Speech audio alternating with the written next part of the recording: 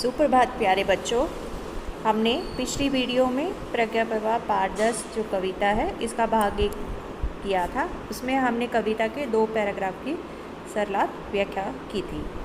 आज हम उसके आगे के 2 बचे हुए पैराग्राफ जो है उनकी व्याख्या करेंगे। हमने पहले 2 पैराग्राफ जो पढ़े हैं उनमें हमने देखा था कि ये वो कल्पना करता है कि मैं कान्हा की तरह बनूं और वो पेड़ कहाँ हो, कदम का पेड़ कहाँ होना चाहिए, यमुना के किनारे होना चाहिए, ठीक है ना। और वो कहता है कि मैं उस पर बैठ के बंसी बजाऊं और जब माँ मुझे ढूंढने के लिए आए तो मैं क्या पेड़ों के पत्तों में छिप जाऊं। और माँ के अनेक बुलाने पर भी मैं पेड़ से नहीं उतरता तो माँ मेरे को क्या करती है, नीचे उतारने के लिए लालच देती है। हमने पढ़ा था ना, उसे क्या लालच देती है कि मैं तुझे नीचे उतर जा मेरे भैया, मैं तुझे खूब सारे नए नए खिलौने दूंगी, माखन मिश्री दूध मिलाई दूंगी, है ना। तो आज हमने ये पहले पढ़ लिया है।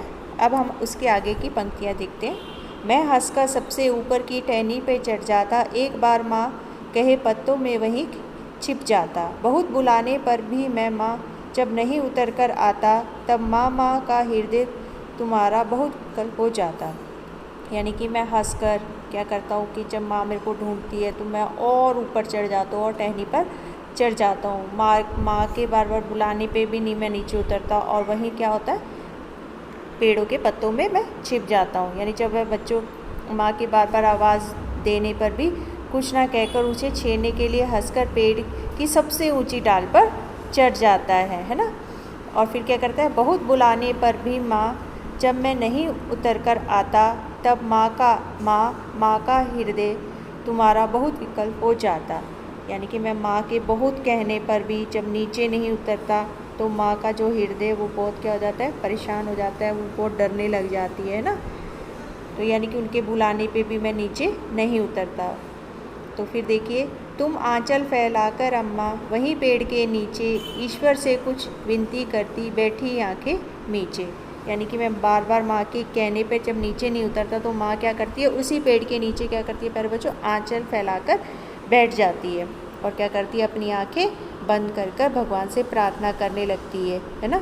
और जब मैं देखता हूँ कि माँ ने क्या कर ली है, आंखें बंद कर ली है, तो मैं क्या करने लगता हूँ, तुम्हें ध्यान में लगा देख मैं धीरे धीरे आता और तुम्हारे फैले आंचल के नीचे छिप जाता। यानी कि जब मैं ये देखता हूँ कि आप भगवान से प्रार्थना करने लगी हैं, यानी भगवान के ध्यान में लीन हो गई हैं और आपकी आंखें क्या है, बंद है, तो मैं क्या करता हूँ, धीरे धीरे चुपचाप क्या हुआ, नीचे उतर जाता हूँ और आप जो आंचल आपने बिछा रखा है उसमें मैं क्या कर देता हूँ, छिप जाता हूँ। हमारी आगे की पंक्ति है, तुम घबराकर आंख खोलती फिर भी खुश हो जाती, जब अपने मुन्ना राजा की गोदी में पाती। इसी तरह कुछ खेला करते हम तुम धीरे धीरे, माँ का पेड़ अगर माँ होता यमुना तीरे। यानी कि जब वो भगवान से प्रार्थना करती है आंखें बंद करके और मैं आज धीरे धीरे से उनके आंचल में आके छिप जाता हूँ, तो माँ क्या करती है, घबरा कर, यानी कि एकदम से क्या करती है, आंखें खोलती है। यानी मैं अचानक से आ जाता हूँ, है ना। तो वो एकदम से जैसे घबरा के एकदम से अचानक से जब आंखें खोलकर अपने बच्चे को अपनी गोदी में पाकर वो क्या होती है, बहुत खुश हो जाती है ना। तो फिर क्या कहता है, और अंत में वह अपनी माँ से कहता है कि हे माँ, यदि ये यमुना नदी के किनारे यह कदम का पेड़ होता तो हम तुम इसी तरह घंटों लुका छुपी का खेल खेलते। अब प्यारे बच्चों, आप इस कविता को ध्यानपूर्वक पढ़ें और इसकी व्याख्या को सुने और पाठ में आए गए 10 कठिन शब्द और शब्दार्थ अपनी कॉपी में लिखें व याद करें। धन्यवाद।